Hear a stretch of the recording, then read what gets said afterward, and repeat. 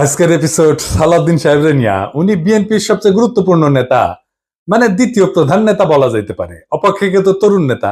সারা দেশের মানুষের আগ্রহ আছে কলে সালাউদ্দিন সাহেবের বিষয়ে, আমারও আছে। হ্যাঁ, আমার ওনার খুব পছন্দই হয়। কেন হয় বলি। প্রথমত, উনি দারুণ সুদর্শন একজন মানুষ। বাংলাদেশের পলিটিশিয়ানদের মধ্যে এমন সুদর্শন আর কেউ আছে কিনা আমার জানা নাই। পলিটিশিয়ানদের বাদ দেন, বাংলাদেশের নাগরিকদের মধ্যে এরকম সুদর্শন পুরুষ খুব কমই পাওয়া যাবে। ওনার বয়স মনে হয় 62-63 এরকম হবে, কিন্তু দারুণ রিজু একহারা ফিগার, দারুণ ফ্যাশন সচেতন। পাঞ্জাবির উপরে যে কোটিটা পরেন না, সেটা খুব এক্সক্লুসিভ করে, মনে হয় উনি ডিজাইন করেছেন, আর কোথাও দেখবেন না। নিজে ডিজাইন করেছেন, আমি শিওর। ভবিষ্যতে সালাউদ্দিন কোটি হিসেবে এটা পরিচিতি পাইতে পারে।